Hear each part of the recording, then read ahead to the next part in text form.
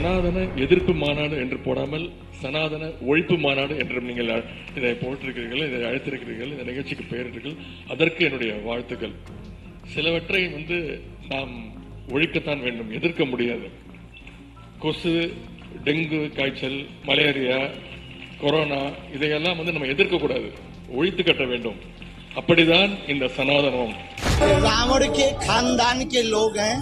अगर ऐसा भारत में रहने वाले किसी भारतीय ने कहा कि ये भारत में रहने वाले समस्त सनातनियों के दिल पर उन्होंने चोट पहुंचाई है। ये राम का देश है।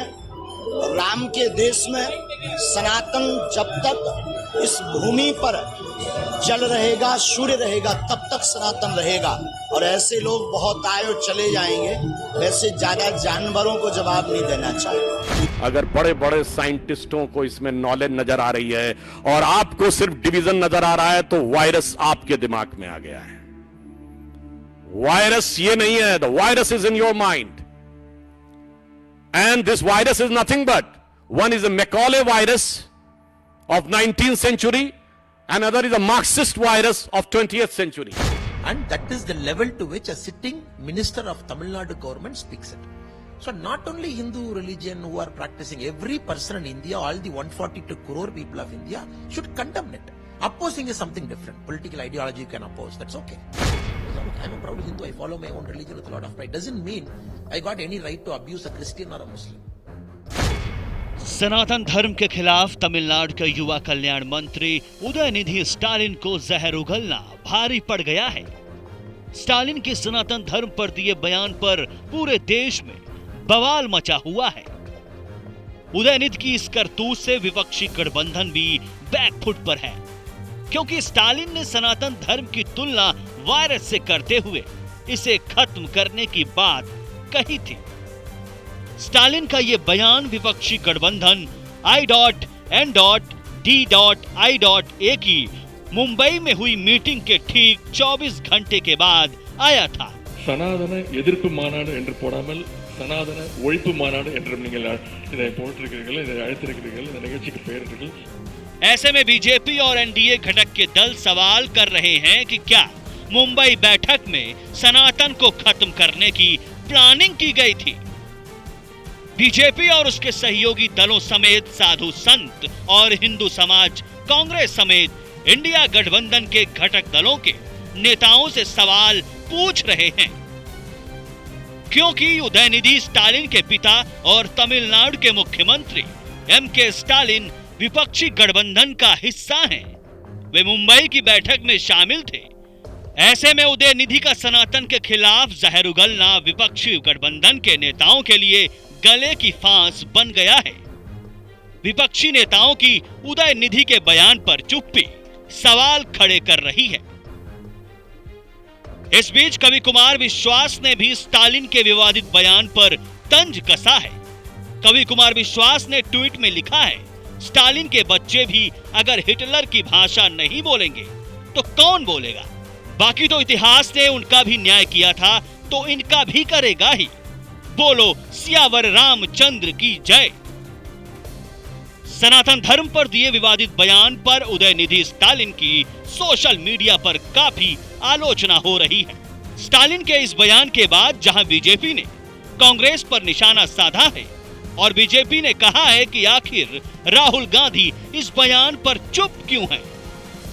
अगर बड़े बड़े साइंटिस्टों को इसमें नॉलेज नजर आ रही है और आपको सिर्फ डिवीजन नजर आ रहा है, तो वायरस आपके दिमाग में आ गया है। वायरस ये नहीं है, the virus is in your mind, and this virus is nothing but one is a Macaulay virus of 19th century, another is a Marxist virus of 20th century. और इस अमृत काल में इस विष को निकालना होगा।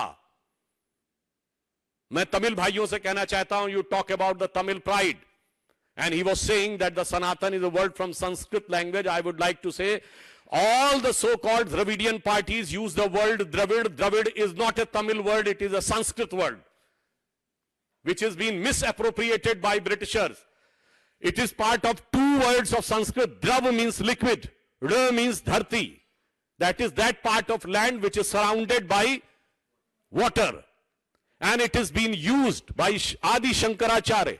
और वेदों में शुनाशेप की कथा में आता है, Adi Shankaracharya, when he came to Kashi and he has to discussion with the Vidvat Parishad, they ask, young boy, you give your introduction. Then Shankaracharya said, Adi Shankaracharya I am talking about, he said, Aham Dravid Shishu Asmi. मैं द्रविड़ शिशु हूं. Again, I would like to re-emphasize. I am having 3-4 clear categorical questions. मैं उसको re-emphasize कर देना चाहता हूं. Number 1, the name of the conference was Eradication of Sanatan Dharma. I want a clear answer from Congress Party. You are in favor of eradicating Sanatan Dharma और हिंदू धर्म. हिंदी में कह देना चाहता हूं, मैं कांग्रेस पार्टी से साफ पूछना चाहता हूं, आप सनातन धर्म और हिंदू धर्म के समूल नाश के पक्षधर हैं या नहीं? नहीं तो गठबंधन पे क्या विचार है? पॉइंट नंबर 2, वो पढ़ रहे थे उदयनिधि, वो कागज उनको किसने दिया पढ़ने का? पॉइंट नंबर 3, इस गठबंधन की मुंबई बैठक के 24 से 48 घंटे के अंदर यह घटना कैसे हुई? वो साफ करें कि क्या उन्होंने कोई ऐसी योजना वहां बनाई थी? एंड पॉइंट नंबर 4, ये हमारे हिसाब से हेट स्पीच है और इसके ऊपर तमिलनाडु सरकार को कार्रवाई करनी चाहिए. And point number 5, that we urge and request the Honorable Supreme Court of India that you have said that you will keep, Supreme Court will keep an eye and will take a suo motu cognizance of hate speeches, that they should examine it and take an appropriate action in accordance with the law. तो वहीं देश भर से प्रतिक्रियाओं का दौर जारी है. इसी कड़ी में अब बागेश्वर धाम के महाराज धीरेन्द्र कृष्ण शास्त्री ने भी उदयनिधि स्टालिन पर बड़ा हमला बोला है. धीरेन्द्र शास्त्री ने स्टालिन की आलोचना की है. बागेश्वर बाबा ने उदयनिधि स्टालिन को रावण के खानदान का बता दिया है. आप भी सुनिए उन्होंने क्या कहा. रावण के खानदान के लोग हैं. अगर ऐसा भारत में रहने वाले किसी भारतीय ने कहा, ये भारत में रहने वाले समस्त सनातनियों के दिल पर उन्होंने चोट पहुंचाई है. ये राम का देश है. राम के देश में सनातन जब तक इस भूमि पर जल रहेगा, सूर्य रहेगा, तब तक सनातन रहेगा. और ऐसे लोग बहुत आए और चले जाएंगे. वैसे ज्यादा जानवरों को जवाब नहीं देना चाहिए. इधर स्टालिन के बयान पर तमिलनाडु बीजेपी अध्यक्ष के अन्नामलाई ने कहा कि सनातन धर्म शब्द ईसाई धर्म या इस्लामिक धर्म आने से पहले भी था. सनातन धर्म का अर्थ है शाश्वत, कालातीत धर्म. यह लंबे समय से है.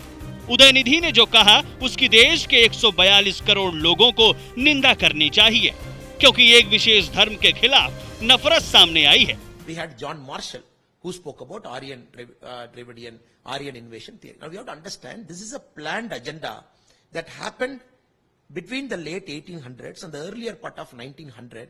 So where essentially a group of Christian missionary who came to the southern part of India, specifically to Tamil Nadu for conversion purpose, they started putting this theory. Then it started picking up in other parts of India where people had the similar mindset. This theory never had a place in India's history for a long time. When Prime Minister Narendra Modi ji celebrates Kasi Tamil Sangamam, it's a continuity that was broken for the last 450 years, where people before went here all the way to Kashi. That is why we have a place called Shivakasi, we have a place called Tenkasi, where our Padayatra too is starting from tomorrow.